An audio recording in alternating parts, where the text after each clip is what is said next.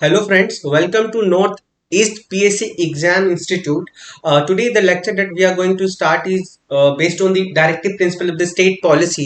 तो last time हमने fundamental rights पढ़ा था, समझा था, उसी कॉन्टेक्स्ट में आज हम अपने लेक्चर को कंटिन्यू करते हैं और जो टॉपिक है बहुत इंपॉर्टेंट है एग्जाम के कॉन्टेक्स्ट से, directive principle of state policy.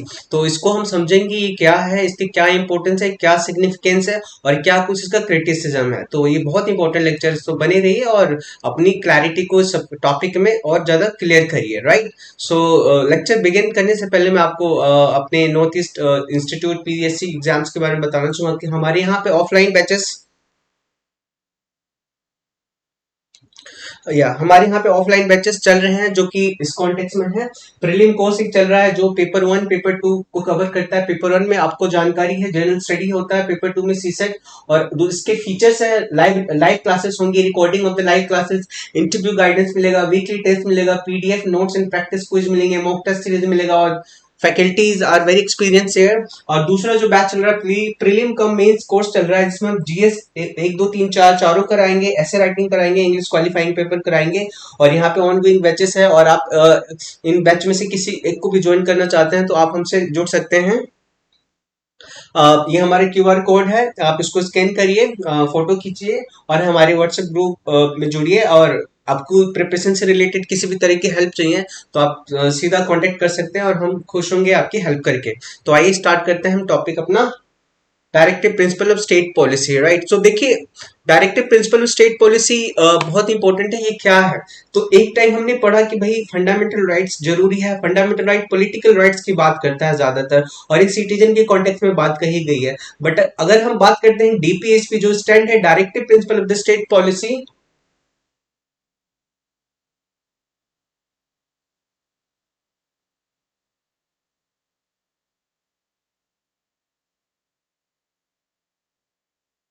Yes.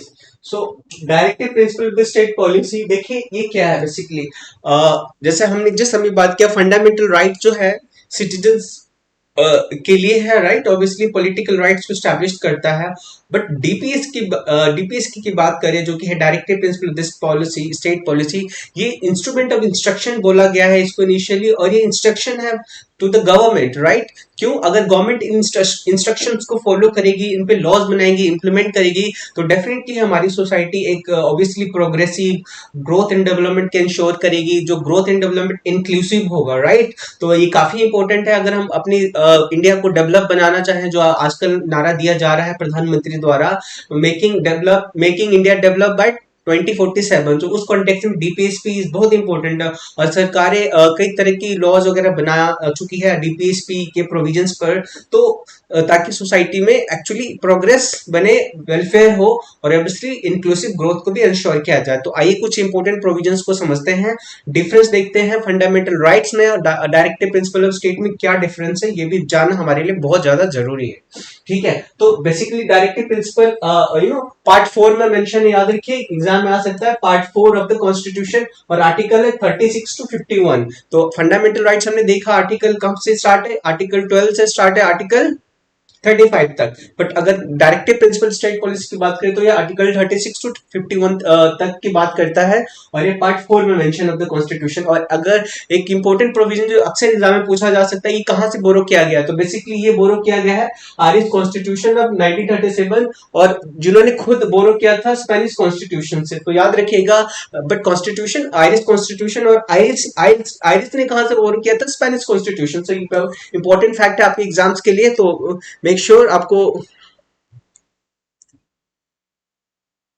ये पता होना चाहिए। हमारे father of the drafting committee of the constitution, जिनको जो किसी पहचान के मोहताज नहीं है, डॉक्टर बी आर अम्बेडकर, बाबा साहब अम्बेडकर कहा गया है उनको। तो उन्होंने कहा है भाई डायरेक्टिव प्रिंसिपल को नोबल फीचर्स। क्यों नोबल फीचर्स है? देखो, फंडामेंटल राइट तो सिटीजन्स के लिए है, उनके पॉलिटिकल राइट्स को अपहेल्ड करता है, उनके राइट्स को प्रोटेक्ट करता है। बट अगर डीपीएस की बात करें तो ये पॉजिटिव इंस्ट्रक्शन है गवर्नमेंट के लिए, ताकि गवर्नमेंट इनके प्रोविजन से इंस्पायर हो, उन पे लॉ बनाए और लोगों का कल्याण हो, इंक्लूसिव ग्रोथ को इंश्योर किया जाए, एनवायरमेंट कंजर्वेशन किया जाए और ऑब्वियसली कुछ प्रोग्रेसिव चीजों को भी अडॉप्ट किया जाए, राइट। तो इनको बोला गया नोवेल फीचर। याद रखिए अपने मेंस में आप यूज कर सकते हैं कि doctor B R Ambedkar has actually mention DPSP as a novel features, right.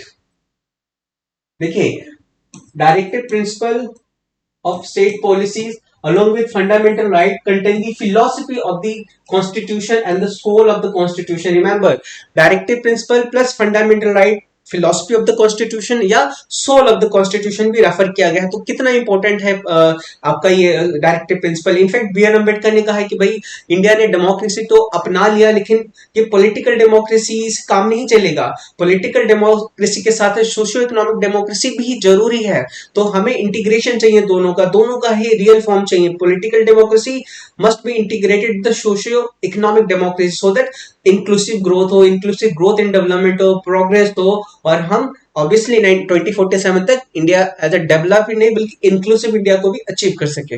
तो बड़ी बात कही है उन्होंने। उसके बाद एक बहुत ही अमेरिकन इंपोर्टेंट स्कॉलर है पॉलिटिकल साइंस के, ग्रैनविल ऑस्टिन, उन्होंने तो ये बात कह दी कि भाई देखो directive principle in the fundamental right conscience of the constitution है।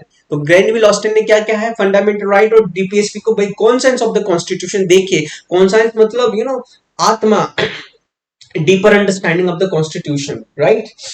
उसके बाद दूसरी अगर बात करें, देखिए DPSP try to ensure socio-economic justice. This is very important. In our preamble, lecture we have studied about the socio-economic political justice. So socio-economic justice को clearly अच्छे से mention किया गया है DPSP के अंदर, जो काफी important provision, कई सारे articles से इससे related, right? तो socio-economic justice की बात करते हैं, people on establishing India as a welfare state. Remember, welfare state is also mentioned in the basic structure. Part that will study in the judiciary section. So DPSP tried to establish India as a welfare state. मतलब welfare state जो लोगों को actually उनकी life बेहतर करे, उनके लिए निरंतर काम करे, कंटिन्यूसली उनका लाइफ में इंप्रूवमेंट हो, क्वालिटी एजुकेशन हो, हेल्थ केयर फैसिलिटी हो, एम्प्लॉयमेंट हो उनके पास और ऑब्वियसली लाइफ एक अच्छी खासी रहे, राइट। रोटी कपड़ा मकान ही नहीं बट उससे अच्छी लाइफ रहे, तो इंश्योर करता है वेलफेयर स्टेट की। तो याद रखिएगा डीपीएसपी किस बात को कोशिश करते हैं स्टैब्लिश करने का, वेलफेयर स्टेट का। तो this is very important. So this whatever the fact that we studied is very important both for prelim exam and also for the mains exam. So आइए कुछ आगे इसके दूसरे कॉन्टेक्स्ट को समझते हैं।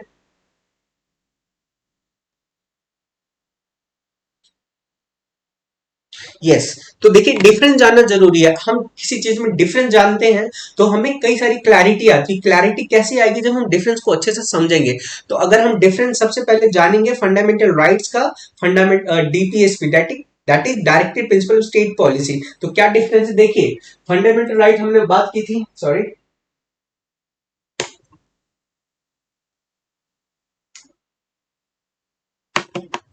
yes so we have studied that mostly try to establish a political democracy but DPSP socio-economic democracy. तो देखिए these are actually see the fundamental rights are negative in the sense that it restrict the power of the government. जैसे government fundamental rights को violet नहीं कर सकती, कोई ऐसा law नहीं बना सकती जिससे सिटीजन्स का फंडामेंटल राइट कर्ब हो, मतलब खत्म किया जाए। जैसे आपने देखा था राइट टू इक्वालिटी है, राइट टू इक्वल अपॉर्चुनिटी है, राइट अगेंस्ट डिस्क्रिमिनेशन है, राइट टू लाइफ है, right to freedom of speech and expression है। सो गवर्नमेंट कोई भी ऐसी आर्बिट्ररी कोई ऐसा लॉ नहीं बना सकती जिससे सिटीजन्स के फंडामेंटल राइट को कर्ब कर दिया जाए, खत्म कर दिया जाए। नहीं, बिल्कुल नहीं है।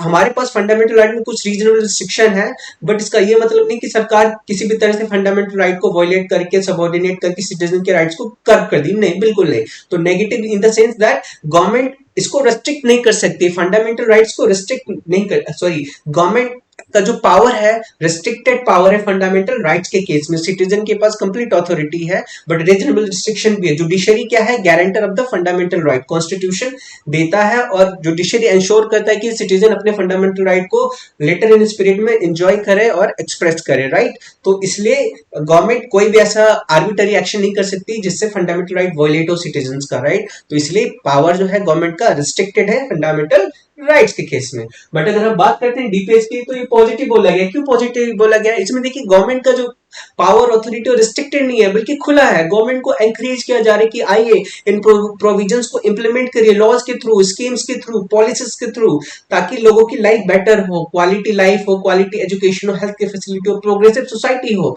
तो ये पॉजिटिव है। तो गवर्नमेंट को ये पॉजिटिवली एनकरेज करता है कि आइए इनकी प्रोविजंस पे लॉज बनाइए, पॉलिसी बनाइए, स्कीम्स बनाइए, योजनाएं बनाइए, ताकि लोगों का वेलफेयर हो। जैसे आयुष्मान भारत है आपका, सर्व शिक्षा अभियान है, तो कुछ ऐसे इनिशिएटिव है जो कि गवर्नमेंट रियली में उस पर्टिकुलर एरिया को अचीव करने की बात करता है, जो कि है वेलफेयर स्टेट। तो हमने देखा फंडामेंटल राइट्स नेगेटिव और directive principal positive in the connotation. एक और इंपॉर्टेंट डिफरेंस देखिए, फंडामेंटल राइट जो है जस्टिशिएबल है और डायरेक्टिव प्रिंसिपल क्या है, नॉन जस्टिशिएबल। अब इसका मतलब क्या हुआ भाई, समझना जो जरूरी है, जस्टिशिएबल क्या, नॉन जस्टिशिएबल क्या। तो जस्टिशिएबल की अगर हम बात करें फंडामेंटल राइट की, तो जब भी सिटीजन के राइट, जो फंडामेंटल राइट्स अगर वोलेशन हो रहा है, तो citizen can directly reach to the supreme court and the high court. हमने हमने हमारे पास एक इंपॉर्टेंट आर्टिकल है, आर्टिकल 32, जिसको है कॉन्स्टिट्यूशनल रेमेडी। कॉन्स्टिट्यूशनल रेमेडी, तो उसमें सुप्रीम कोर्ट के रिट्स के पावर है। 5 तरह के रिट्स होते हैं, habeas corpus, mandamus, prohibitions, certiorari, quo warranto. इनके थ्रू सुप्रीम कोर्ट सिटीजंस के फंडामेंटल राइट को एनफोर्स करता है और ऑब्वियसली अपहेल्ड करता है। तो जब भी वोलेशन होता है फंडामेंटल राइट का, citizen can directly approach to the supreme court और the high court. So that's we have Article 32, that's called right to constitutional remedy. That's a very important, obviously, right? And we also have a judicial review. अभी कोई भी ऐसा law अगर government बनाएगी जो citizen के fundamental rights को violet करेगा, उसको नल एंड वॉइड किया जा सकता है under article 3, that is article 30, that's called judicial review. तो justiciable, but principle, directive principle non justiciable है। इसका मतलब देखो इसके अंदर प्रोविजंस है, कई तरह के प्रोविजंस है। अगर सरकार या देश की सरकारें अगर उन प्रोविजन को इम्प्लीमेंट नहीं करती है, तो ये नहीं, कोई नागरिक सीधा उन कोर्ट में नहीं जा सकता कि भाई देखो गवर्नमेंट इन डीपीएसपी प्रोविजन को इम्प्लीमेंट नहीं करी, कोई पॉलिसी नहीं बना रही, कोई लॉ नहीं बना रही, तो नो, ये बिल्कुल नहीं कर सकता। तो सिटीजन या कोई ग्रुप या कोई ऑर्गेनाइजेशन सरकार को कोर्ट में नहीं घसीट सकता डीपीएसपी के ऊपर कि सरकार डीपीएसपी को लेकर सीरियस नहीं है, इसके प्रोविजंस के ऊपर लॉ या पॉलिसी नहीं बना रही, तो नहीं, तो इसीलिए नॉन जस्टिसेबल। ये सरकार के ऊपर वॉलेंट्री है कि हाँ भाई वॉलेंट्री है, और वॉलेंट्री है बट इंपॉर्टेंट भी है, हम देखेंगे आगे। तो हमने देखा पहला fundamental right positive DPSP, sorry fundamental right negative DPSP positive, fundamental rights justiciable and directive principle state policy non justiciable, right. या तो हमने पहले देख लिया कि भाई पॉलिटिकल डेमोक्रेसी को स्टैब्लिश करता है, और ये socio economic democracy welfare state की बात करता है कि सोसाइटी में रिजर्वेशन के भी प्रोविजन है इसके अंदर, ऑब्वियसली पंचायती राज के भी प्रोविजंस है, और स्मॉल सेल्फ सफिशिएंट विलेज की भी बात की। हम देखेंगे डीपीएसपी के नेचर्स, डीपीएसपी के नेचर्स को हमने डिवाइड किया गया है, socialistic nature, Gandhi nature, obviously liberal nature, obvious. तो ये कुछ नेचर में हम डिवाइड किया। तो जैसे गांधी नेचर में पंचायती राज सिस्टम की बात करेंगे, इंक्लूसिव ग्रोथ की बात करेंगे, सेल्फ सफिशिएंट विलेज की बात करेंगे, सोसाइटी में welfare of the workers, labours, maternity provision, ये सारी चीजें, और प्रोविजन फॉर रिजर्वेशन, ये सारी चीजें हैं डीपीएसपी के अंदर। तो डिफरेंट कैटेगरी जो है डीपीएसपी की, उसमें हम इसकी बात करेंगे। तो देख लिया, देखिए fundamental right, these have legal sanction and directive principle moral and political sanction. हमने देखा कि भैया यह है बस वॉलेंट्री है, गवर्नमेंट के ऊपर बनाए चाहे ना बनाए, बट ये legal sanction, right. They promote the welfare of the individual, so fundamental right promote welfare of the individual, but directive principle of state policy prevent actually try to actually promote the welfare of the community, hence they are societarian and socialistic. देखिए broad है, DPSP is a broad and a very positive, but fundamental right actually here it promotes welfare of individuals in the form of political rights, political equality, right? But DPSP here we can talk about promote welfare of the community, so that's a very holistic and the broad, right? On the other hand, when we talk about the fundamental rights, we can see that they do not require any legislation generally, so they are self executory. Fundamental rights are self executory. So इसके लिए कोई जरूरी नहीं कि सरकार law बनाए, हालांकि सरकार ने कुछ लॉ भी बनाए हुए हैं, कुछ प्रोविजन जो रिसेंट बाद में अमेंडमेंट करके जोड़े गए हैं फंडामेंटल राइट्स में, जैसे राइट टू एजुकेशन है, we have right to education act, right. So fundamental right के लिए कोई लॉ बनाने की जरूरत नहीं, इनके इन्फोर्समेंट के लिए, ये सेल्फ एग्जीक्यूटरी है, right.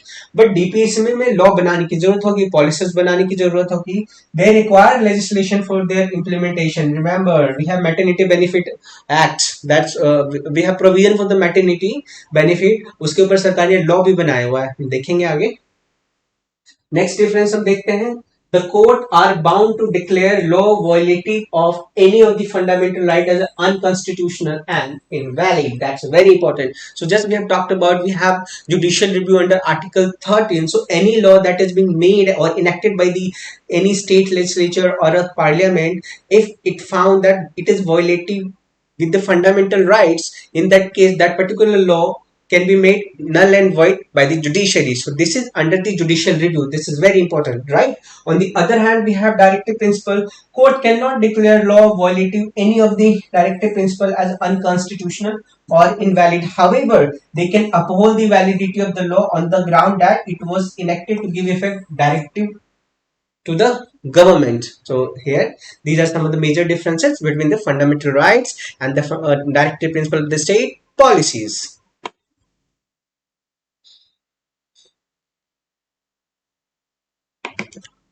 Yeah, so we were talking about the division of the directive principle of state policy. तो देखिए, पहला डिवीजन है socialistic Prince, sorry sorry,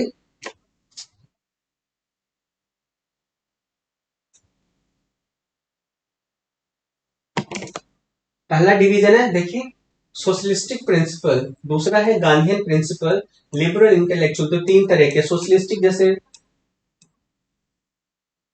welfare of worker, इसकी बात करेंगे हम, ठीक है। इसके बाद हम बात करेंगे लाइवलीहुड, राइट टू लाइवलीहुड,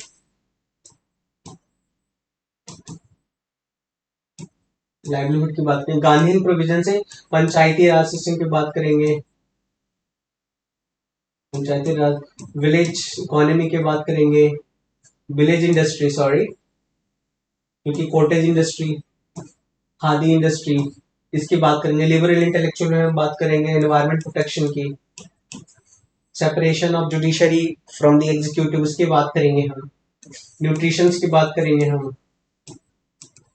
ठीक है। तो ये कुछ हम आगे देखेंगे इनके टाइप्स। तो ये directive principle of state policy को हम तीन भागों में डिवाइड करते हैं, हमने जैसा देखा। पहला है socialistic principle, Gandhian principle, and last liberal intellectual principles, right.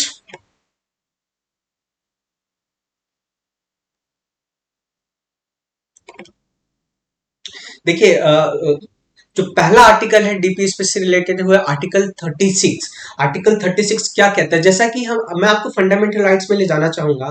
Fundamental right start होता है आर्टिकल 12 से। आर्टिकल 12 में क्या बात कही गई, डेफिनेशन ऑफ स्टेट्स की। भाई स्टेट्स जहां जहां fundamental right implement and force होगा, किस मतलब कौन कौन सी जुरिडिक्शन उसके अंदर आएगी, तो वो होगा डेफिनेशन ऑफ स्टेट, जो कि आर्टिकल 12 में बात कही है। जो डेफिनेशन ऑफ स्टेट आर्टिकल 12 में बात की गई है enforcement of the fundamental rights, same वही वाली definition of the state article 36 के अंदर अडॉप्ट की गई है for the enforcement and implementation of the directive principle of the state policy. तो ये है हमारा, देखो definition in this part, context of state requires state has the same meaning as part third, जो कि आर्टिकल, विच आर्टिकल, आर्टिकल 12 में mention है। क्या डेफिनेशन ऑफ स्टेट क्या होगा, ऐसे जैसे parliament of India, state legislator of state legislative assemblies, कोई भी ऐसी गवर्नमेंट ऑर्गेनाइजेशन जो कि गवर्नमेंट फंड करती है, स्टैचुरी लॉ से बना हुआ है, या कॉन्स्टिट्यूशनल बॉडीज है, तो या कोई पीएसयू है, तो ये सारी चीजें डेफिनेशन स्टेट्स के अंदर आएगी, और इन सबको पालन करना पड़ेगा फंडामेंटल राइट्स का और directive principle of state policies का।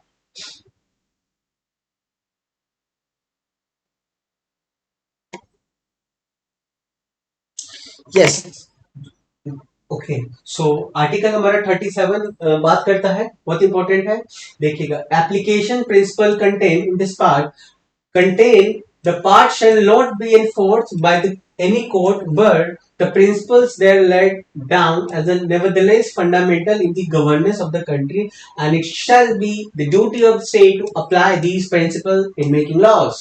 37 क्या बोलता है भाई? देखिए आर्टिकल 37 बात करता है डीपीएसपी की कॉन्टेक्स्ट में। देखिए डीपीएसपी एक इंपॉर्टेंट प्रोविजन है कॉन्स्टिट्यूशन के अंदर और सिटीजन्स के गवर्नेंस के लिए काफी फंडामेंटल है और काफी इंपॉर्टेंट है। तो ये एंकरेज करते हैं स्टेट्स गवर्नमेंट को कि वो डीपीएसपी के प्रोविजंस पे लॉज बनाए, राइट और ये वॉलेंट्री है बट एंकरेजमेंट पॉजिटिव रहेगा स्टेट गवर्नमेंट को कि भाई लॉज बनाए इन पर। तो आर्टिकल 37 आसान शब्द में यही बात करता है, एंकरेज करता है स्टेट गवर्नमेंट को कि इंप्लीमेंट करिए डीपीएसपी के प्रोविजंस लॉज के थ्रू। जैसे हम बनाया हुआ है maternity benefit amendment act, environment protection act.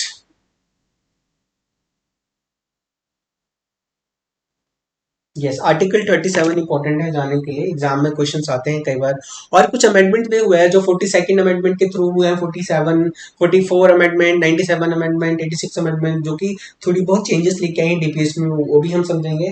तो देखिए पहला आर्टिकल 38 क्या बात करता है?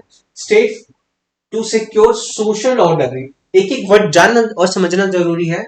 For the promotion of welfare of the people, state shall strive to promote the welfare of the people by securing and protecting as effectively it may social order in just social, economic and political shall inform all institution of the nation national life। तो state का actually बहुत ही important role होगा एक लोगों के welfare करना। तो DPSP actually बात करता है वेलफेयर ऑफ द पीपल। तो किस तरह से सोशल वेलफेयर हो, इकोनॉमिक वेलफेयर हो और ऑब्वियसली पॉलिटिकल वेलफेयर हो, इन सबको इंश्योर किया जाना चाहिए डीपीएस में जो मेंशन है स्टेट गवर्नमेंट के द्वारा। State shall in particular strive to minimize the income inequality in income। तो this is very important provision.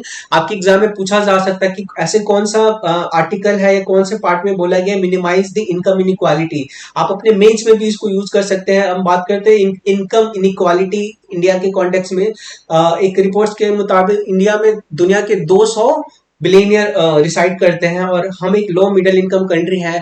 Poverty अभी भी हमारे कंट्री में मतलब कई हद तक दूर हुआ है बट अभी भी हम कई पॉकेट्स में देखते हैं because of the backwardness and the issue of development.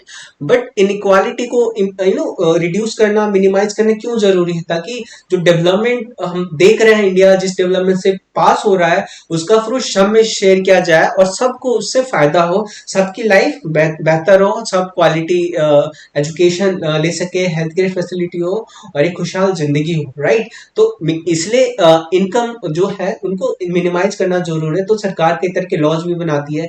हम देखते हैं डायरेक्ट टैक्सेस जो इनकम पे लगता है, जो सुपर रिच वेल्थी क्लास है उनको इनकम टैक्स देना पड़ता है और उस इनकम टैक्स के पैसे से सरकार वेलफेयर प्रोग्राम्स को फंड करती है। जैसे अब मनरेगा प्रोग्राम हो गया, आपका प्रधानमंत्री आवास योजना है, आयुष्मान भारत है या इंद्रधनुष योजना है, आंगनबाड़ी योजना है, सर्व शिक्षा अभियान है। कई तरह के जो विभिन्न प्रकार की जो सोशल वेलफेयर प्रोग्राम है, सरकार रिच लोगों पर डायरेक्ट टैक्स लगा के जो पैसे आते हैं, इनडायरेक्ट टैक्स भी है हमारे पास बट टैक्स लगाना डायरेक्ट टैक्स की बात करें इनकम पे लगता है, जो कि वेल्थी क्लास है, थोड़ा इनकम उनसे लिया जाए और उसको यूज करके वेलफेयर प्रोग्राम को फंड किया जाए। तो ये भी हम देखेंगे। We have corporate and we have minimum corporate tax. ये भी है कि कॉर्पोरेशन टैक्स, कॉर्पोरेट को भी टैक्स देना पड़ता है, राइट। या सो eliminate inequality in status, facility, opportunity not only amongst the individual but also amongst the group of the people residing in different area engaging different vocation। So that's very important। देखिए ये वाला provision minimise दी, याद रखिएगा, minimise दी income inequality कौन से provision से add किया गया था? 44th कॉन्स्टिट्यूशनल अमेंडमेंट, याद रखिएगा। 44 कॉन्स्टिट्यूशनल अमेंडमेंट से हमारे जो है आर्टिकल 38 के अंदर जो हमारा टू क्लाउज ऐड किया गया था, याद रखिएगा, minimise income inequality, article 38। Okay, हम आगे भी देखेंगे contradiction between the fundamental rights and the fundamental duties. तब सरकार जब कुछ प्रोविजंस को इम्प्लीमेंट करने के लिए लॉज बनाती है, तो वो लॉज एक्चुअली फंडामेंटल राइट के साथ कॉन्ट्रडिक्ट करते हैं, तो लोग जाते हैं जुडिशरी, और जुडिशरी को बोलते हैं देखिए सरकार ने ऐसा लॉ बना दिया, हमसे इनकम, पहले देखिए एग्जाम्पल क्या होता है, राइट टू प्रॉपर्टी पहले फंडामेंटल राइट था, बट 44 अमेंडमेंट के बाद से इसको हटा दिया गया, अभी कॉन्स्टिट्यूशनल राइट बन के रह गया है। तो सरकार मिनिमम इनकम इनक्वालिटी को रिड्यूस करना चाह रही, तो उसने लैंड रिफॉर्म की बात की, तो लैंड रिफॉर्म से लैंड, जिनके पास super land wealthy land, obviously zamindar थे, उनसे लैंड लेने की बात कही गई, तो वो चले गए कोर्ट, कोर्ट में बोला कि भाई ये क्या बात है, राइट टू प्रॉपर्टी एक फंडामेंटल राइट है, सरकार ने तो लॉ बना दिया, हमारी प्रॉपर्टी ले रही है। तो डिस्प्यूट आ गया डीपीएसपी में, और फंडामेंट जैसे चंपकम दोरे राजन केस है हमारे पास, हम पढ़ेंगे इसके बारे में, कुछ इंपॉर्टेंट केसेस के बारे में, कि भी क्या जजमेंट रहा, कि भाई क्या सरकारें जो हैं fundamental right, DPSP fundamental right को डिस्टर्ब कर सकती है। हम आगे देखेंगे कि जो हमारी जुडिशरी है, कई सारे इंपॉर्टेंट केसेस में से केशवानंद भारती केस हो, मेनका गांधी केस हो, उन केसेस में किस तरीके स्टेप्स लेती है, और फाइनली एक हार्मोनियस रिलेशंस की बात करती है between the fundamental rights and the DPSP, right.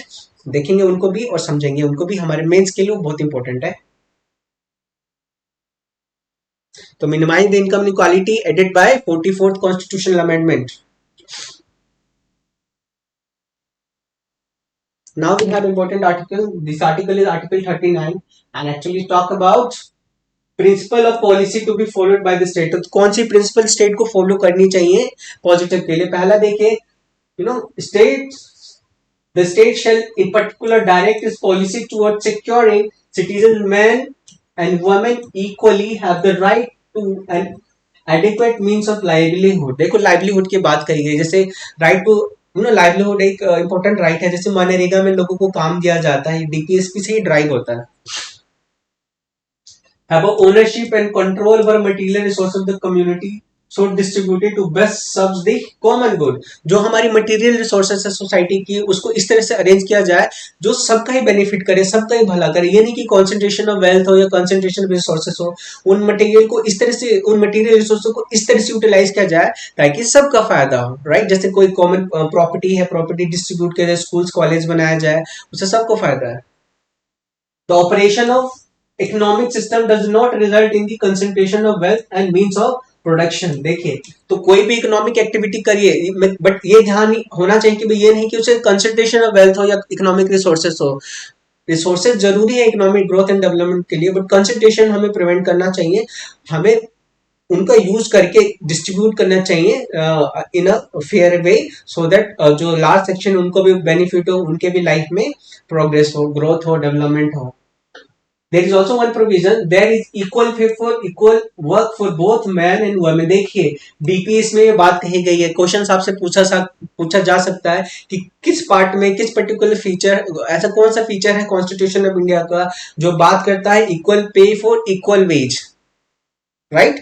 तो हम देखते हैं हमारी सोसाइटी में ज्यादातर, अगर इंडिया की सोसाइटी की बात करें तो पट्रियार्कल स्ट्रक्चर है। ओके, पट्रियार्कल स्ट्रक्चर जो वुमेन को सबऑर्डिनेट करता है और ऑब्वियसली उसकी लिबर्टी को कर्व करता है। तो कई बार अब तो हम देखते हैं वुमेन्स भी काम कर रही हैं कई जगह पे, they are very efficient and productive, obviously this a good part and we need support and contribution and participation of both the gender, all the gender, to ensure inclusive growth and develop India by 2047। तो womens को wage compare to the men कम दिया जाता है, कि बोला कि भाई ये हार्डवर्क करने में उतना सहमत नहीं है, उतना इनके अंदर पावर कैपेबिलिटी नहीं है कि इनको उतना इक्वल। कोई आदमी काम करता है तो उसको 500 रुपए दिहाड़ी, अगर कोई औरत या कोई लेडी काम करती है तो उसको दिया जा रहा है 300 रुपए की दिहाड़ी। तो ये वेज इनइक्वालिटी है, डिस्क्रिमिनेशन है जेंडर बेसिस पर, स्टीरियोटाइपिक प्रेजुडाइज एंड सोसाइटल जो पट्रियार्कल स्ट्रक्चर उससे ड्राइव होता है, तो इसको खत्म करना जरूरी है। तो इसीलिए डीपीएस में किसकी बात करता है आर्टिकल 39 में, equal pay for equal veg. किसकी बात करते हैं देखिए, equal pay for equal work for both man and women. Remember this is important student, this is important. एक और चीज है, health in the strength of the worker man women and the tender age of the children are not abuse and citizens are not forced by economic necessity to enter work a vocation unsuited in their age strength. तो याद रखिएगा कि भाई कोई forceful नहीं होना चाहिए, कोई फोर्सफुल काम नहीं कराना किसी सिटीजन से, कोई बच्चा हो, कोई लेडी हो या कोई वर्कर हो, कोई फोर्सफुल काम कराना नहीं है उन्हें। उनके health safety hygienic standard sanitation सबका ध्यान रखना है। The children are given opportunity and facility to develop healthy manner and condition of freedom, dignity and childhood and youth protected against the exploitation against the moral and material abandonment added by 42nd। देखिए अच्छे आसान शब्दों में बात करता है, I mean ban against the child labour, I mean ban the child labour. जैसे 14 साल से कम के बच्चे जिनसे चाइल्ड लेबर कराया जा रहा है, उनका एक्सप्लॉइटेशन हो रहा है ऑब्वियसली, और इकोनॉमी की बिकॉज उनको कम वेज, एक तो काम करने में थोड़े इफिशिएंट होते हैं और उनको कम वेज भी दिया जाता है, तो एक्सप्लॉइटेशन है, और जो अपॉर्चुनिटी है हेल्थ एंड एजुकेशन की वो उनसे दूर जा रही है। तो बात करता है डीपीएसपी स्टेट गवर्नमेंट को एनकरेज करती है कि ऐसे प्रोविजंस बनाइए जिसमें चाइल्ड लेबर ना हो, चाइल्ड को प्रॉपर सम्मान मिले, डिग्निटी मिले, और वो भी अपना एक अच्छा करियर, अच्छा लाइफ बना सके। और ये प्रोविजन एड का किया गया था 42nd कॉन्स्टिट्यूशन अमेंडमेंट 1976, याद रखिएगा। Citizen are not forced by economic necessity and obviously child वाला।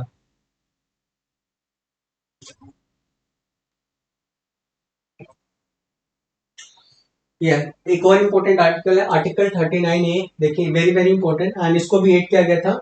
देखिए 39A, इसको ऐड किया गया था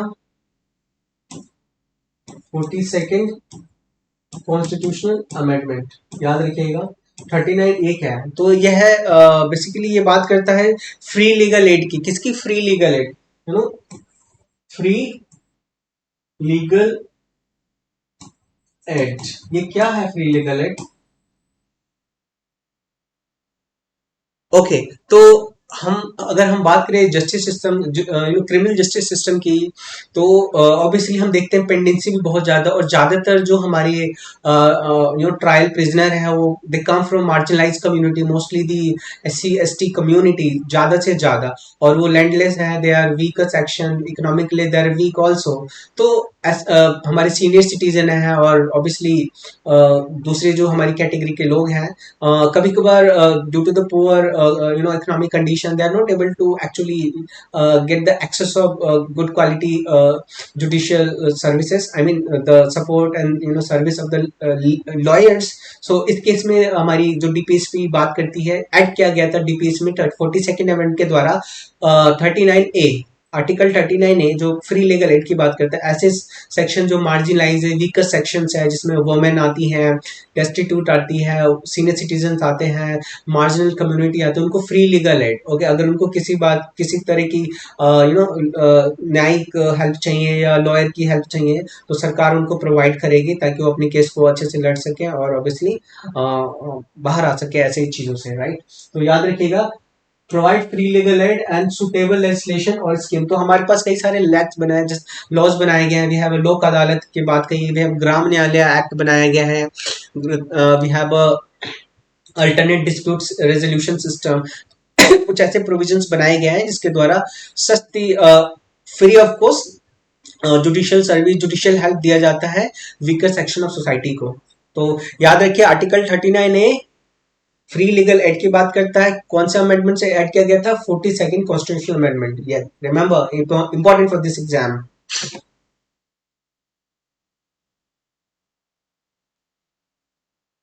ये देखो नेशनल लीगल सर्विस अथॉरिटी बनाई गई है सेंट्रल लेवल पर, पार्लियामेंट ने इसको लॉ बनाया है। इसी तरह हर स्टेट ने स्टेट सर्विस लीगल अथॉरिटी बनाया हुआ है जो कि फ्री लीगल एड प्रोवाइड करता है सिटीजन्स को, रेसिडेंट को। वो fulfilling securing all justice, social, economic, political, article 39 constitution provide free legal aid to the poor, weaker section of society। याद रखिएगा, जैसे लीगल सर्विस एक्ट बनाया गया है, NALSA national legal service authority बनाई गई है जो इसको ओवरव्यू करता है right to free legal aid को।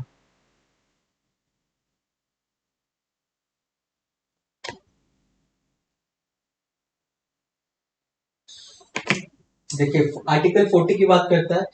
देखो ऑर्गेनाइजेशन ऑफ विलेज, देखो हमने पहला देखा था डीपीएसपी को 3 कैटेगरी में डिवाइड किया गया था। पहला क्या था बता सकते हैं कोई? Socialistic, Gandhian, liberal, intellectual. तो सोशलिस्टिक में हम देखेंगे पहले वाले provision, minimise the income inequality.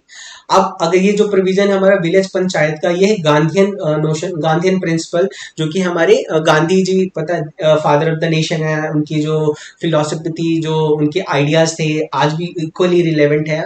और एक इंक्लूसिव सोसाइटी की अगर हम बात करें तो उनके विचारों को अपनाना बेहद जरूरी है, ताकि हमारी सोसाइटी इंक्लूसिव हो, जिसमें सबका सबकी डिग्निटी इंश्योर हो और सब इक्वली ग्रो करें ऑब्वियसली और प्रोग्रेस करें। तो विलेज पंचायत एक गांधीयन नोशन है, जो कि डीपीएसपी में अडॉप्ट किया गया है। Right, state to organise village panchayat and endow them with such powers and authority necessary to enable them to function. तो हमारे यहाँ देखिए 73 कॉन्स्टिट्यूशनल अमेंडमेंट की बात करिए, 73rd कॉन्स्टिट्यूशनल अमेंडमेंट जो पंचायती राज एक्ट, पंचायती राज की बात कही गई है, ग्राम सभा वगैरह है हमारे पास। और हमारे नॉर्थ ईस्ट में we have PESA act, we have schedule 5 also, जो ट्राइबल कम्युनिटी को ऑटोनॉमी देता है लोकल गवर्नेंस में, इम्पोर्टेंट है उनके ग्रोथ एंड डेवलपमेंट के लिए।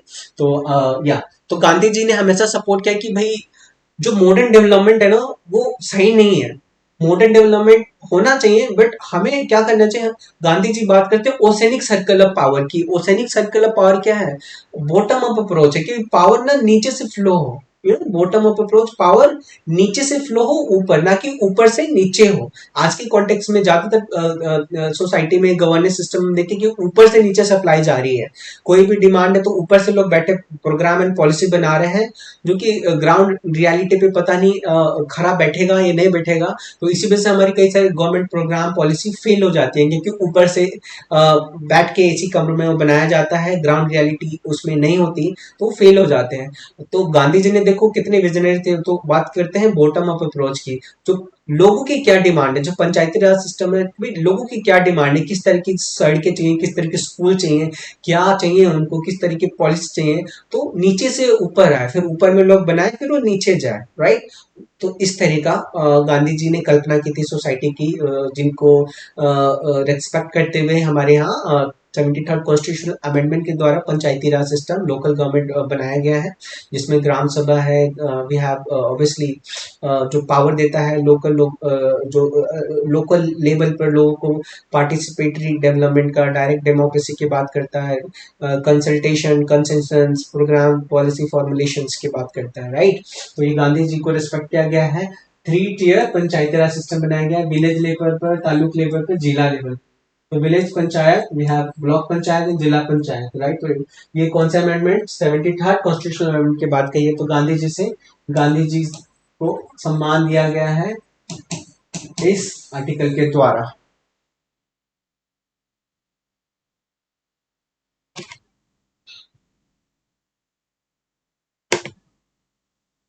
अगर हम बात करें आर्टिकल 41 की, तो ये राइट टू वर्क की बात करता है। Education, right to work, to education, public assistant in certain cases, the state shall within the limit of its economic capacity and development makes effective provision for securing right to work, education, public assistant in case of unemployment, old age, sickness, disablement and other cases for underserved sections। So देखिए ये बहुत important बात करता है।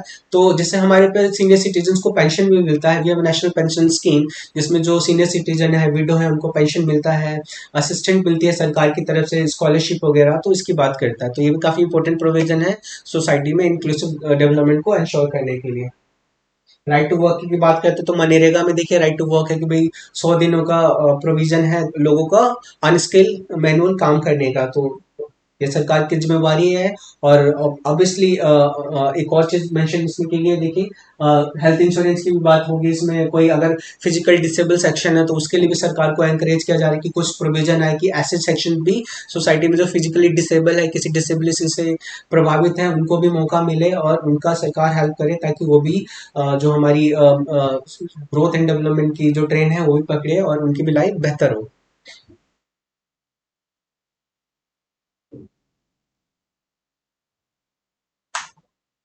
देखिए article 40 ये है liberal intellectual बोल सकते हैं इसको। 42 किसके बात करता है? Provision for just and human condition of work and maternity relief.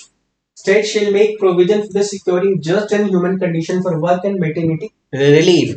तो जो वर्कर है, जो काम कर रहे हैं, जो फैक्ट्री में इंडस्ट्री में काम कर रहे हैं, तो उनका जो कंडीशन ऑफ द वर्क हो वो ह्यूमेन होना चाहिए। ये नहीं कि भाई मशीन की तरह, वो इंसान मशीन की तरह काम कर रहा है, उसको टाइम नहीं है अपनी फैमिली के साथ इंजॉय रहने का, पैसे भी कम है, डिग्निटी नहीं है, अनहाइजेनिक अनसैनिटरी कंडीशन है और अनसेफ कंडीशन वर्क एनवायरनमेंट है। तो ऐसी चीजें नहीं होनी चाहिए। इंडस्ट्रियली से सरकार को ऐसे लॉज बनाने चाहिए जो जो वर्कर है उनकी जो लाइफ है, जो वर्क जो एरिया है सेफ सिक्योर है और उनके फेवर में रहे।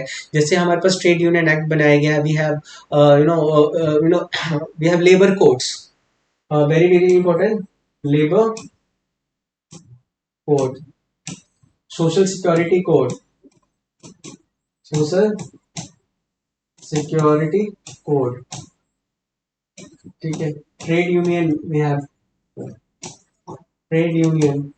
तो ये कुछ प्रोविजंस एक्ट्स बनाए गए हैं जो कि बेटर वर्क कंडीशंस की बात करता है। इसी के साथ हम देखेंगे मैटरनिटी बेनिफिट। देखो वुमेन्स भी इक्वली पार्टिसिपेट करे, किसी वजह से ये उनको उनकी एम्प्लॉयमेंट से ना हटाया जाए और ऑब्वियसली उनको इंश्योर एंड गारंटेड किया जाए कि हाँ भाई कोई किसी वजह से आपको नहीं हटाया जाएगा।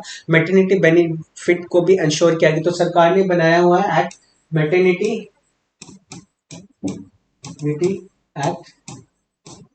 रिसेंटली इसको अमेंड किया गया था। 26 डे, याद रखिएगा 26 डे का मैटरनिटी अवेलेबल है फीमेल्स के लिए, राइट। सो ये इंपॉर्टेंट है। जो भी इंस्टीट्यूशन है, जो भी पब्लिक सेक्टर इंस्टीट्यूशन है या प्राइवेट सेक्टर इंस्टीट्यूशन है, वो इंश्योर करे कि भाई मैटरनिटी बेनिफिट दे वुमेन्स एम्प्लॉयज को, ताकि वो इसका फायदा ले और ऑब्वियसली मदर भी हेल्दी रहे, बेबी भी हेल्दी रहे, राइट। और ये नहीं कि उनका डिसएडवांटेज मैटरनिटी प्रेगनेंसी की वजह से उनको हटा दिया जाए, नहीं, बिल्कुल नहीं। तो मैटरनिटी बेनिफिट को भी एक्ट को बनाया गया है ताकि इस प्रोविजन को मैटरनिटी बेनिफिट दिया जाए हमारी फीमेल्स वर्कर को और ऑब्वियसली उनका भी सेफ एंड सिक्योर इंश्योर हो।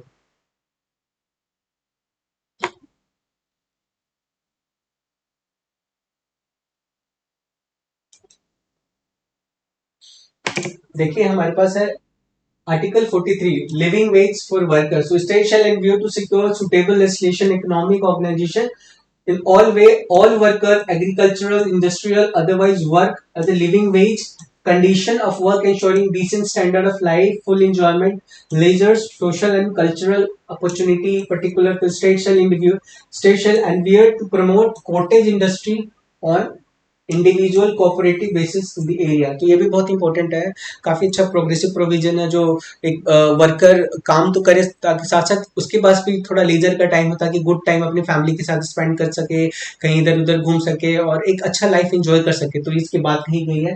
कॉटेज इंडस्ट्री को स्टैब्लिश करने की बात की गई, कोऑपरेटिव सोसाइटी को स्टैब्लिश करने की बात कही गई है 43 के अंदर।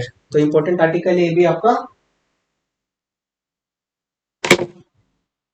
देखिए एक और बहुत इंपॉर्टेंट है जो 42nd अमेंडमेंट के थ्रू ऐड किया गया था, participation of worker in the management of industry. बहुत इंपॉर्टेंट आर्टिकल है, ये आ सकता है प्रोविजन। ये प्रोविजन किसके? तो देखो 43 आर्टिकल डीपीएसपी का। 43 आर्टिकल किसकी बात करता है? याद रखिए किसकी बात करता है? Participation of worker in management of industry. Short में लिखा है मैंने, sorry for the bad hand writing.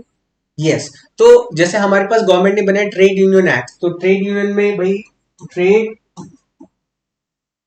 Union act बनाया गया है जो इम्पोर्टेंट एक्ट है, जो वर्कर को इक्वली पार्टिसिपेट राइट देता है कि वो मैनेजमेंट है में इक्वली पार्टिसिपेट करे, उनके जो इंटरेस्ट सिक्योर रहे, सेफ रहे ऑब्वियसली। तो इसकी बात करता है।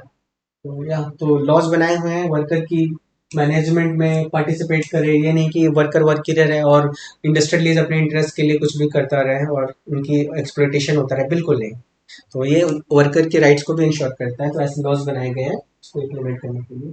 43 कॉन्स्टिट्यूशनल 40 डीपीएसपी 43 ए आर्टिकल ऐड किया गया है। 42nd कॉन्स्टिट्यूशनल अमेंडमेंट याद रखिए एग्जाम के लिए, जो 42वें संविधान संशोधन के द्वारा डीपीएसपी में 43A आर्टिकल को जोड़ा गया है, worker participation in the management. Yes, हम आर्टिकल 43B की बात करेंगे। देखिए ये 97 कॉन्स्टिट्यूशन अमेंडमेंट द्वारा किया गया। ये बात करता है प्रमोशन ऑफ कोऑपरेटिव सोसाइटी। देखो कोऑपरेटिव सोसाइटी का इंपॉर्टेंस क्या है, क्यों मेंशन किया गया। हम देखेंगे रूरल इलाकों में वी हैव एग्रीकल्चर से रिलेटेड कई तरह की कोऑपरेटिव सोसाइटी, जैसे अमूल एक कोऑपरेटिव सोसाइटी है, जो कि कितने लाखों करोड़ों फार्मर को एक अल्टरनेटिव अपॉर्चुनिटी इनकम अर्न करने की दे रहा है, और उनकी लाइफ काफी प्रोग्रेसिव हुई है। तो ताकि हम अभी देखेंगे हमारे इंडिया में लार्ज सेक्शन है जो फार्मर का, उसमें इंस्टीट्यूशनल लोन्स क्रेडिट फैसिलिटी में काफी डिफिकल्टी होती है। आज के टाइम पे तो काफी सुधार हुआ है, बट पहले काफी डिफिकल्टी होती थी। तो फार्मर का जो इंटरेस्ट है, जो उनकी बार्गेनिंग पावर है, वो इंश्योर हो, उनको कोई एक्सप्लॉइट ना कर सके। तो कोऑपरेटिव सोसाइटी की बात करेंगे तो लार्ज स्केल पर कई तरह की कोऑपरेटिव सोसाइटी बनाई जाती है। जैसे हमारे पास स्टेट कोऑपरेटिव सोसाइटीज है, we have multi cooperative state societies है, जिसमें ऑब्वियसली जो फार्मर एग्रीकल्चर से रिलेटेड है, किसी भी इस बिजनेस जो रूरल लेवल पर बिजनेस से जुड़े हैं, उनका बार्गेनिंग एंश्योर हो, उनको प्रॉपर इंस्टीट्यूशनल क्रेडिट फैसिलिटी मिले और उनको मौका मिले इन सब चीज़ों को मैनेज करने का। तो कोऑपरेटिव सोसाइटीज भी बनाया गया है अंडर आर्टिकल 43B। कौन से कॉन्स्टिट्यूशनल अमेंडमेंट से ऐड किया गया है? 40 नो 97 कॉन्स्टिट्यूशनल अमेंडमेंट। 43A किसकी? Participation of worker in the management. It has been added by 42nd constitutional amendment, and 43B it has been added by which particular article? 97 constitutional amendment.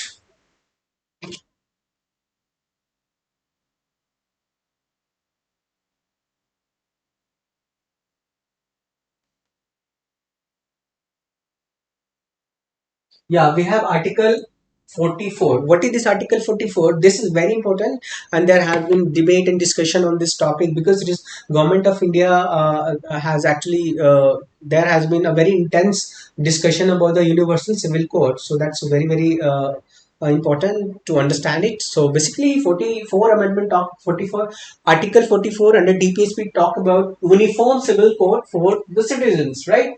The state shall adhere to secure for the citizens uniform civil code throughout the territory of India. अब देखिए भाई, ये uniform civil code क्या है। जैसा हम देखते हैं, India is a very diverse country, both in terms of religion, language, ethnicity also. When we talk about the northeast of India, it's such a beautiful place and beautiful people, obviously, but we'll find there are a number of tribal community there. Actually they are living with their own set of custom and tradition, and that are also being protected by the Constitution of India. We have Schedule 5, we have Schedule 6. These are important, that actually safeguard their unique custom, culture, tradition, and it is important, right? But what about this uniform civil code? As just we have discussed that we are a multi-religious society, multilingual society. Diversity has been one of the most important aspect of identity of India, right? So we often say we have unity in diversity. That's a big thing, obviously. But what happened? कई सारी ऐसी religious we have कई सारे जो religious laws वगैरह हैं जो हमारी मैरिजेस में यूज की जाती है और सक्सेशंस में यूज की जाती है। कई बार हम देखेंगे उसमें खामियां हैं। जैसे हमारे यहाँ पे पहले अगर हम बात करें ब्रॉडर हिंदू सोसाइटी की, तो जो प्रॉपर्टी है बेसिकली वो फीमेल्स को, जो फीमेल सिबलिंग्स हैं उनको नहीं दी जाती, इनहेरिट नहीं करते, जबकि जो मेल सिबलिंग है वो इनहेरिट करते हैं पेरेंट्स की प्रॉपर्टी। बट लॉज बनाया गया, प्रॉपर्टी ऑफ सेक्शन एक्ट बने, हिंदू कोर्ट्स भी बनाया गया, तो उन जो फीमेल सिबलिंग्स हैं हिंदू कम्युनिटी में, उनको भी राइट है प्रॉपर्टी में सक्सेशन का। अगर हम इसी तरह से कुछ ऐसे प्रैक्टिसेस है जो कि हमारी कॉन्स्टिट्यूशनल वैल्यूज है, तो सर उनसे कॉन्ट्राडिक्ट करती है, एक मॉडर्न प्रोग्रेसिव सोसाइटी के अगेंस्ट है, तो उसको बैन करने की बात करती है। जो ऐसे कुछ रिलीजियस जैसे डाइवोर्स से रिलेटेड इश्यूज हो, या प्रॉपर्टी सक्सेशन से रिलेटेड इशू हो, या दूसरे कस्टम एंड ट्रेडिशन जो कि कॉन्ट्राडिक्टरी है हमारे मॉडर्न बिलीफ, मॉडर्न ट्रेडिशन के खिलाफ। जैसे वी हैव अ ट्रिपल तलाक प्रैक्टिस है जो रिसेंटली गवर्नमेंट ऑफ इंडिया ने बैन कर दिया। जेंडर डिस्क्रिमिनेशन का जो इशू है, तो हम देखेंगे जो हमारी जो अपने रिलीजियस कल्चरल जो लॉ है, जो रूल्स है, उसकी वजह से जेंडर डिस्क्रिमिनेशन होता है और फीमेल्स को सबोर्डिनेट किया जाता है। तो अगर हम यूनिफॉर्म सिविल कोड की बात करते हैं तो ये बात करते हैं कि भाई जो भी हमारे सिविल यूनिफॉर्म जो हमारे पर्सनल इश्यूज को मैनेज करे, जैसे डाइवोर्स वाले इशू, मैरिजेस के इशू, सक्सेशन इश्यूज को जो मैनेज करेगा, एक कॉमन होना चाहिए सबके लिए, ताकि जेंडर डिस्क्रिमिनेशन ना हो और सोसाइटी में जो सो कॉल जेंडर इक्वालिटी की बात हो और जेंडर डिस्क्रिमिनेशन ना हो, राइट। तो यूनिफॉर्म सिविल कोड इसकी बात करता है। और ये हमारे डीपीएस में मेंशन है कि भाई सरकार को जब लगे कि भाई सोसाइटी में टाइम आ गया है एक यूनिफॉर्म सिविल कोड बनाने का, तो जरूर बनाए और सोसाइटी को एक मॉडर्न प्रोग्रेसिव दिशा में लेके जाए। बट इसके कई सारे कुछ इशू भी हैं। कुछ लोग कई डिफरेंट ओपिनियन है, कुछ लोग सपोर्ट में है, कुछ लोग सपोर्ट में नहीं है। हम इसको देखेंगे आगे के लेक्चर्स में जब हम यूनिफॉर्म सिविल कोड्स वगैरह को समझ रहे होंगे कि भाई क्या इशू है, क्या इशू नहीं है। जैसा एक है कि हमारा multi cultural, multi diverse country है, तो भाई इसमें कैसे यूनिफॉर्म आ जाएगा। यूनिफॉर्मिटी इन्फोर्स करोगे तो डाइवर्सिटी को कॉन्ट्रडिक्ट करेगा। We are also secular country, secularism fundamental right में भी इंपॉर्टेंट मेंशन है। राइट टू रिलीजन है सिटीजन के पास। यूनिफॉर्म क्यों बनाओगे, यूनिफॉर्म बनाओगे तो सेकुलरिज्म के साथ जो इंडिया का जो फंडामेंटल राइट है उसके साथ कॉन्ट्रडिक्ट करेगा। तो कई सारे इश्यूज है जो कि हम डिफरेंट थिंग्स में, डिफरेंट एस्पेक्ट में पढ़ेंगे आने वाले की क्लासेस में। तो अभी याद रखिएगा यूनिफॉर्म सिविल कोड कौन से आर्टिकल में मेंशन है, आर्टिकल 44।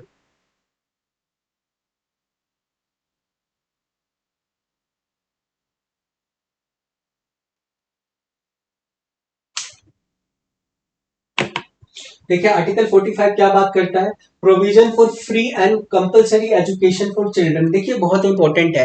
अगर आज भी हमारे देश में कई ऐसे डेटा एंड फैक्ट्स जो बोलते हैं कि सबसे ज्यादा चाइल्ड लेबर इंडिया में मिलते हैं। चाइल्ड लेबर हमारी इकोनॉमी के लिए ही नहीं बल्कि हमारी पूरी सोसाइटी के लिए एक बहुत ही गंभीर चिंता का विषय है। और बिकॉज अगर ऐसा बच्चों को अगर सही एजुकेशन, सही स्किल्स दिया जाएगा तो हमारी सोसाइटी को आगे ले जाएंगे। हम बोलते हैं कि children are the future of a country और अ नेशन और सोसाइटी। तो हमारे चिल्ड्रन ही जब चाइल्ड लेबर में से ग्रसित है, एक्सप्लोटेशन है, तो हमारी लॉन्गर टर्म में हमारी सोसाइटी के लिए ये बिल्कुल सही नहीं है obviously.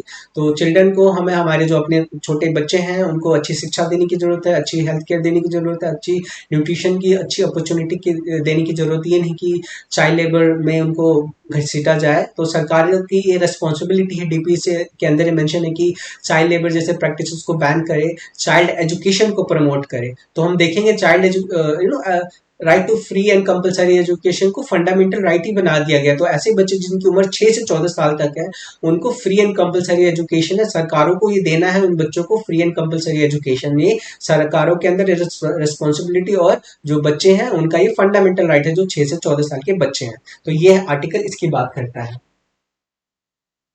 Right to education act बना दिया गया है। अब ये हमारा फंडामेंटल राइट है। कौन सा आर्टिकल में, आर्टिकल 21A के अंदर।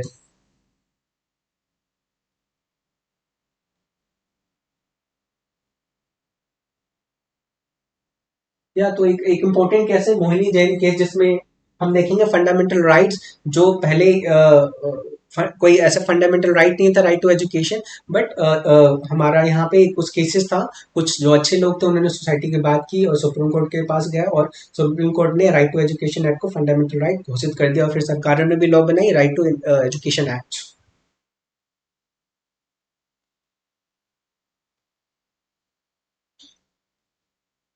देखो 86 अमेंडमेंट के द्वारा, 86 अमेंडमेंट इंपॉर्टेंट है। इसने इनेक्टेड बाय द पार्लियामेंट, और इसने देखो आर्टिकल 21A को ऐड किया कॉन्स्टिट्यूशन में 86 कॉन्स्टिट्यूशनल अमेंडमेंट के द्वारा, जो right to free and compulsory education for the student age group 6 to 14 में कंपलसरी कर दिया, और स्टेट के ऊपर रिस्पॉन्सिबिलिटी है इन बच्चों की एजुकेशन इंश्योर करने की।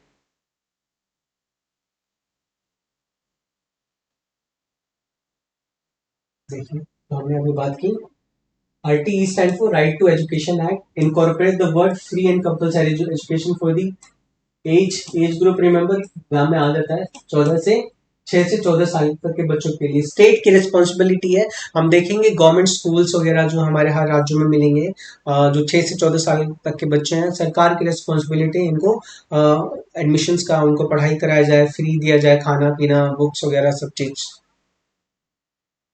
बट ये गवर्नमेंट एडेड स्कूल्स में, नॉट प्राइवेट स्कूल्स में। ओके, नेक्स्ट आर्टिकल है आर्टिकल 46, बात का promotion of education and economic interest of the schedule caste, schedule tribe and weaker section, very important. और ये आर्टिकल प्रमोट करता है किस बात को? Inclusive growth and development, inclusive society, inclusive society को भी की भी बात करता है। तो भाई जो हमारे वीकर सेक्शन है, जो हमारी सोसाइटी में, चाहे सीनियर सिटीजन हो, ट्रांसजेंडर कम्युनिटी हो, एलजीबीटी कम्युनिटी हो, या हमारे पास हमारे schedule caste, schedule tribe, marginalise sections हो, तो इनके इंटरेस्ट को प्रोटेक्ट करना जरूरी है। क्योंकि अगर हम सोसाइटी में ग्रोथ करेंगे, प्रोग्रेस करेंगे, बट ऐसे लिमिटेड होगा, और ऑब्वियसली लार्ज सेक्शन को हम अनदेखा कर देंगे, जो कि इकोनॉमिकली, सोशली, पॉलिटिकली बैकवर्ड अभी भी हैं, तो वो ग्रोथ लॉन्ग टर्म के लिए सही नहीं है, और सोसाइटी कोलैप्स हो सकती है। तो इंश्योर, ये सरकारों की रिस्पॉन्सिबिलिटी है कि जो इंटरेस्ट है शेड्यूल कास्ट के, शेड्यूल ट्राइब कम्युनिटी के और वीकर सेक्शन के, उनके इंटरेस्ट भी अपहेल्ड रहे और प्रोटेक्टेड रहे, राइट। तो हम देखेंगे कई तरह की सरकारी स्कीम्स लेके आती है वीकर सेक्शंस के लिए, SC ST कम्युनिटी के लिए, स्पेशल डेवलपमेंट प्रोग्राम है ट्राइबल एरिया के लिए, जैसे स्पेशल फंड्स है, जैसे हमारे पास ट्राइफेड है, मिनिस्ट्री ऑफ ट्राइबल है, we have ministry of social justice है, ऑब्वियसली कई तरीके, स्टैंड ऑफ इंडिया है शेड्यूल कास्ट कम्युनिटी के लिए, and we have Pradhanmantri Mudra Yojana, number of scheme, scholarship scheme, education, free education scholarship scheme. तो कई तरह की स्कीम्स बनाई गई है, जिससे हमारे schedule cast and schedule tribe community है, वीकर सेक्शन है, उनका भी इंक्लूसिव ग्रोथ एंड डेवलपमेंट हो, और अपने आप को वंचित ना रहे, बल्कि हम सब मेन धारा में बन के एक इंक्लूसिव ग्रोथ की तरफ वो भी आगे बढ़े, और इंश्योर किया जाए इंक्लूसिव ग्रोथ को भी। तो इम्पोर्टेंट आर्टिकल 46।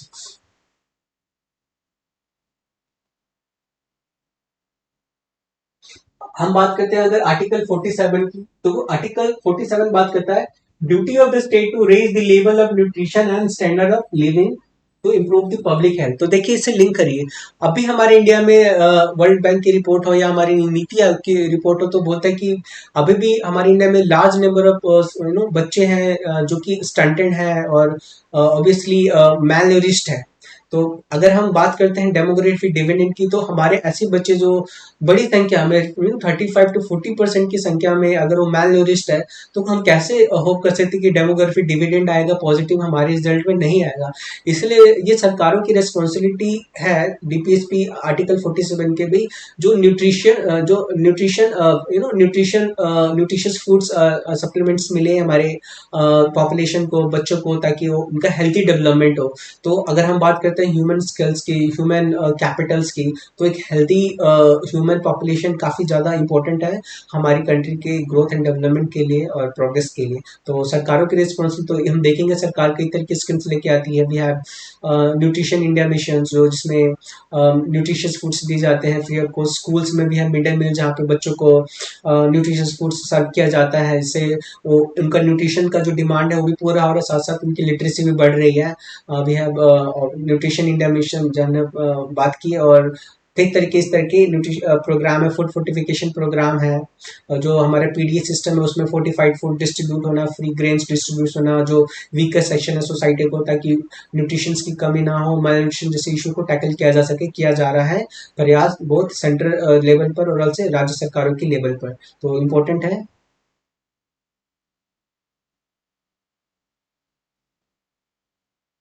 देखिए, एक और है, prohibition of consumption of medicinal purpose of intoxicating drink and drug which are injurious to health। तो ऐसी ड्रग्स वाली बातें, जिनका कंजप्शन हमारी सोसाइटी के लिए अच्छा नहीं है, उसको प्रोहिबिट करना सरकारों की रिस्पॉन्सिबिलिटी है, कि इंश्योर करें कि ड्रग जैसी इशू हमारी जो पॉपुलेशन है उसमें एडिक्टेड ना हो जाए, और हमारी सोसाइटी का कल्याण, मतलब खतरे में ना जाए। तो सरकारों के लिए तो हमारे पास नेशनल नारकोटिक ड्रग्स बॉडी है, कई तरह के एक्ट्स बनाए गए हैं, कई सारी की चीजें जो ड्रग्स वाले हैं जैसे मैरिजुआना उनका कल्टीवेशन, ओपियम उनका कल्टीवेशन बैन है, मेडिसिनल पर्पज के लिए वो यूज किया जा सकता है।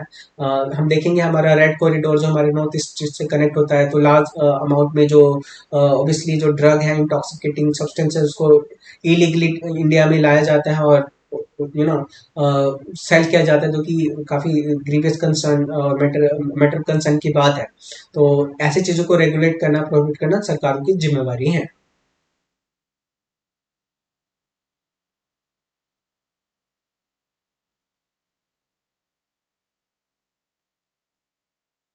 We have article 48। देखिए, organisation of agriculture and animal husbandry.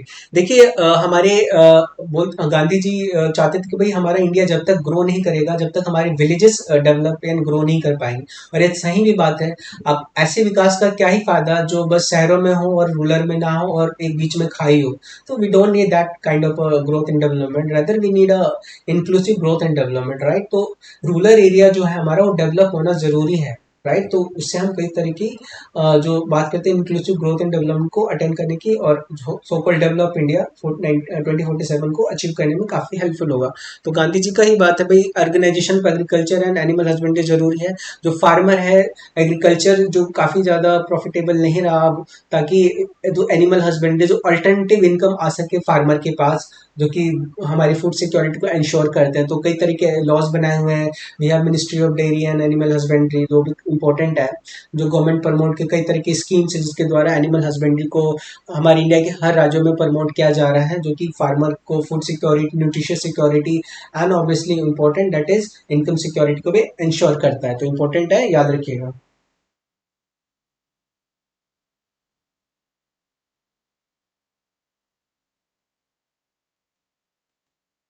देखिए, एक इंपॉर्टेंट आर्टिकल है, एग्जाम में अक्सर आ जाता है, article 48A।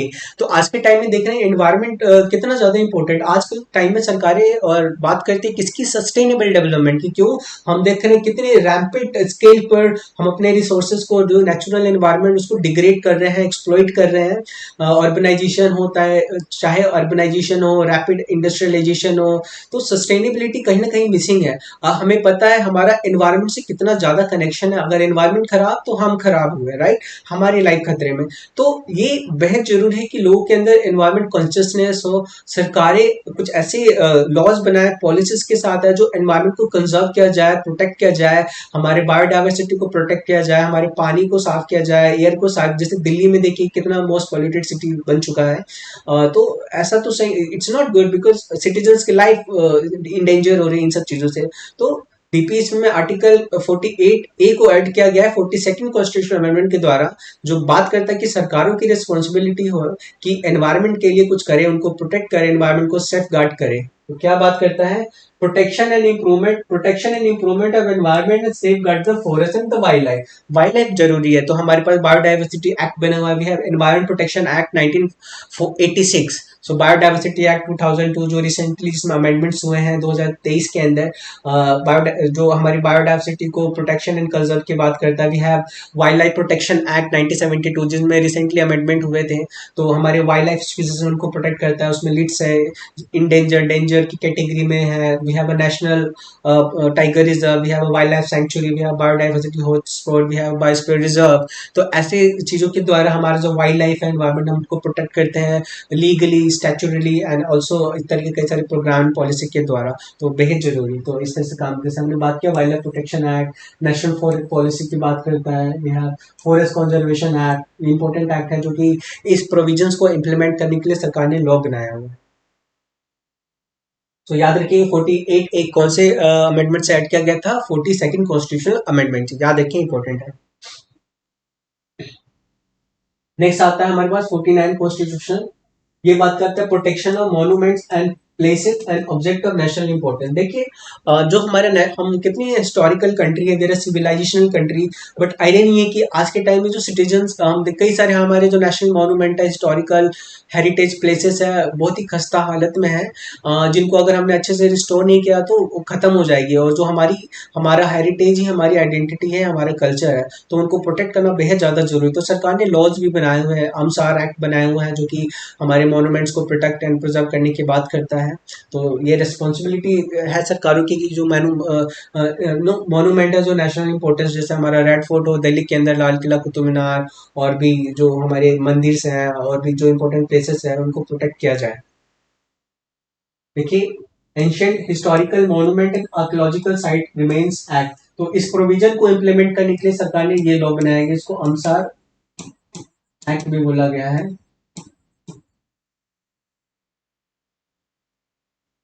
So it enacted to protect monuments, palaces, object of national importance.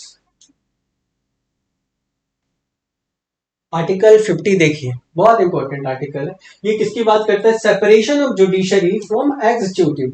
देखिए हमारे यहाँ पे ना सेपरेशन ऑफ पावर एक इंपॉर्टेंट डॉक्ट्रिन है पार्लियामेंट्री सिस्टम के अंदर, बट इंडिया के अंदर जो सेपरेशन ऑफ पावर का डॉक्ट्रिन ना काफी स्ट्रिक्ट नहीं है। हमारे यहाँ पे जो सिस्टम है चेक एंड बैलेंस का, देखिए check and balance. But article 50 बात करता है separation of judiciary from the, exam में कई बार यूपीएससी के एग्जाम में पूछा गया कि भाई आर्टिकल 50 क्या बात करता है, तो separation of judiciary from executive not legislature. याद रखिए, कंफ्यूज मत होइएगा, किसकी बात करता है? Separation of judiciary from the executive not legislature. तो हमारे यहाँ कंप्लीट सेपरेशन नहीं है, बट चेक एंड बैलेंस का सिस्टम है।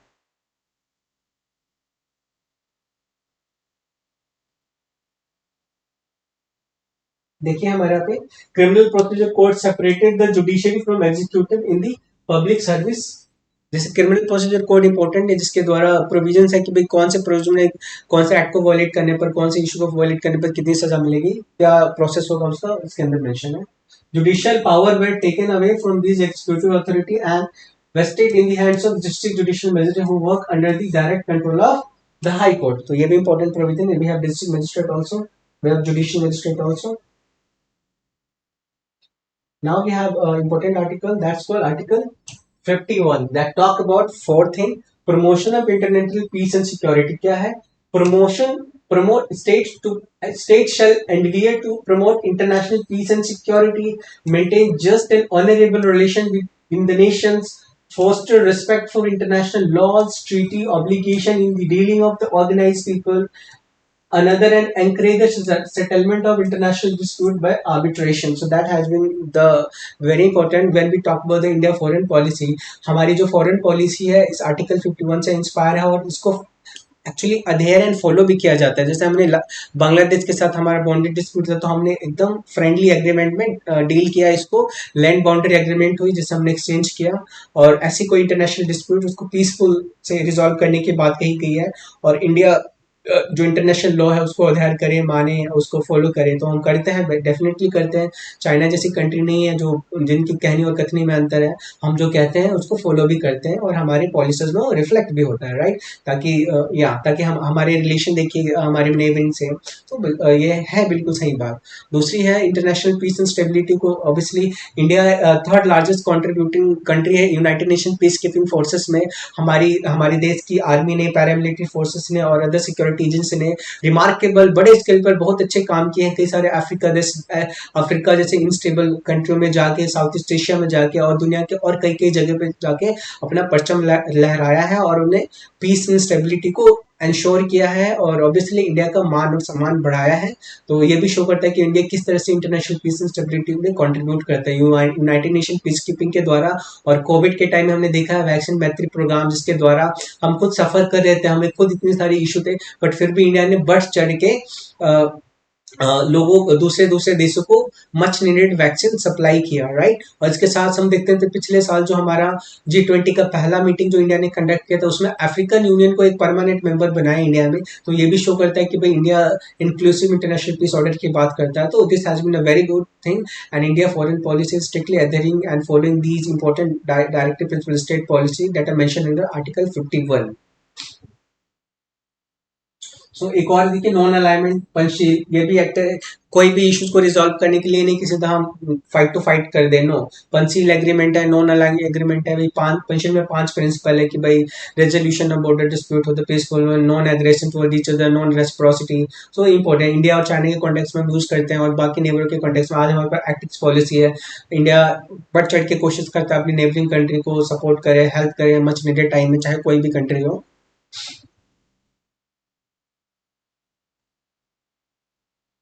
देखिए, हमने तो अभी देखा कि भाई ये फीचर्स देख लिए directive principle of state policy की, लेकिन अब देखिए conflict between fundamental right and fundamental directive principle of state policy. तो देखिए ऐसी कुछ प्रोविजन डीपीएसपी की जो जैसे हमने मिनिमाइज इनकम इनक्वालिटी, अगर उस पर लॉ बनाती तो कॉन्ट्रडिक्ट करती थी किसके साथ, डीपीएसपी के साथ। तो लोग जो जिनका वॉयलेशन हो चले गए, जुडिशरी गारंटी देता है फंडामेंटल राइट को एनफोर्स करने का। तो कुछ इंपॉर्टेंट केसेस है, लेकिन इंपॉर्टेंट केस है मिनर्वा मिल केस। पहला केस था जिसमें डिस्प्यूट आया था चंपक दो राजन केस, जिसमें डिस्प्यूट आया था फंडामेंटल राइट्स और डीपीएस के बीच में।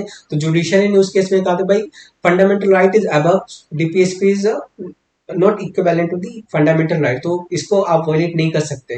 तो इस केस में आया था। फिर लेटर ऑन केसेस में हम देखेंगे भी थोड़ा सा कॉम्प्रोमाइज आता है, और फाइनली मिनर्वा मिल केस में हम बात करते हैं किसके, हार्मोनियस को existence between the fundamental rights and DPSP. तो जुडिशरी इंश्योर करती है मिनर्वा मिल केस में दैट फंडामेंटल राइट्स और इसके डीपीएसपी के बीच में एक हार्मोनियस रिलेशन बना रहे। तो harmony, right,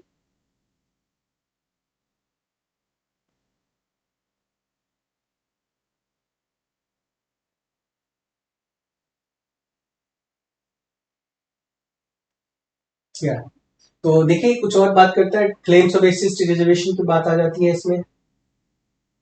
instruction mother tongue की बात करती है तो आर्टिकल 350 ए पार्ट 12-17 में डेवलपमेंट ऑफ हिंदी लैंग्वेज की बात है, shall be the duty of the union to promote the spread the Hindi language. Above directives are also non-justiciable in the nature. However, they are also given important attention as judiciary on the ground that all part of the constitution must read all together. तो ये था हमारा lecture fundament directive principle of state policy के बारे में। I hope को आपको ये समझ में आया है directive principle of state policy, और एग्जाम कॉन्डक्ट से ये काफ़ी इंपॉर्टेंट है। इस तरह के हमारे और लेक्चर कंटिन्यू रहेंगे। आपकी प्रिपरेशन से रिलेटेड कोई भी आपको हेल्प चाहिए या कोई भी नीड चाहिए, प्लीज़ हमसे जुड़िए। We will be happy to help you out. So thank you for, thank you.